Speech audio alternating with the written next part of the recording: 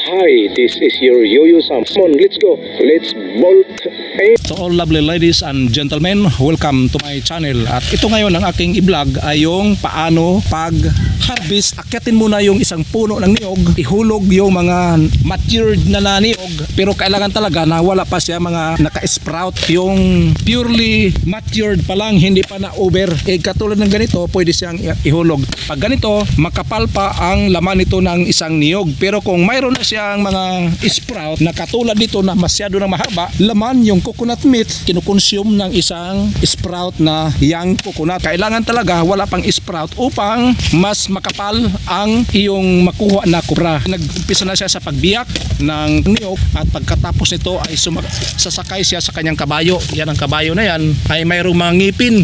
Actual price sa isang per kilo siguro nandoon lang sa mga 30. Ibang mga kopra buyer ay binabaan nila ng presyo. Talagang mautak sila, kaya sinasabi ng ang mga farmer daw magbenta ng kanilang goods o yung naani na harvest na mga crops ay hindi makapag-demand ng price. Ang mag-demand ng price yung buyer. Ang farmer naman sa panahon ng pagbili ng mga finished products ay hindi rin siya makapag-demand ng presyo dahil ang nag-dictate ng price ay yung mga kapitalista. Kaya yung farmer dito ay kawawang kawawa talaga. Kaya kadalasan sa mga farmers dito ay below poverty. Ay hindi man below poverty pero poverty talaga. Kung yung baga sa kuan, yung kita nila ay katamtaman lang. At yung niyog pa naman, ang pag-harvest ng niyog ay in every quarter of the year. So 3 months, in every 3 months pwede ka nang mag-harvest. So sa isang taon ay 4 na bisis ka lang mag-harvest. Halimbawa, yung kupra mo ay konti lang, so hindi ka makaabot doon sa panibagong cycle ng pag-harvest. Kailangan pa talaga dito sa iyong niyog ay mag-alternate farming ka, magtanim ka ng mga banana o ano-ano pa riyan para mayroon kang harvest habang wala pang matured na niyog. Magtanim ka ng mga gulay o vegetables, alternative farming. Kaya pag kupra, ang kadalasan dito sa ilalim ng niyog ay puno ng saging. Ay dito pa naman sa amin, mayroong isang lugar dito sa amin na yung ibang saging ay may sakit. Yung tinatawag namin dito sa amin ay kurikong. Yung kurikong na yan, yung makikita mo doon sa saging na nangingitim siya ang laman pero pwede siyang kainin, pero yung ibang tao noon ay ayaw kumain dahil walang lasa. Matabang na yung saging at may itim pa doon sa gitna at matigas siya nguyain, kaya hindi mabinta. Ginagawa na lang yan pang ipakain sa alagang baboy. Yun lang ang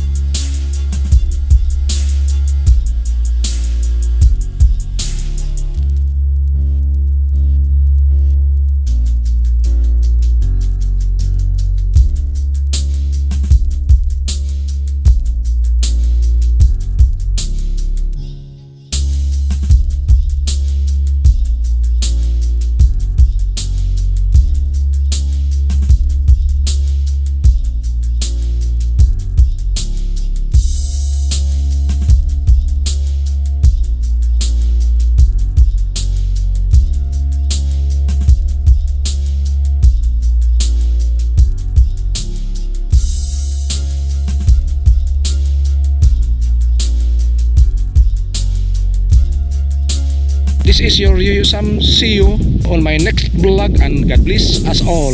Bye bye.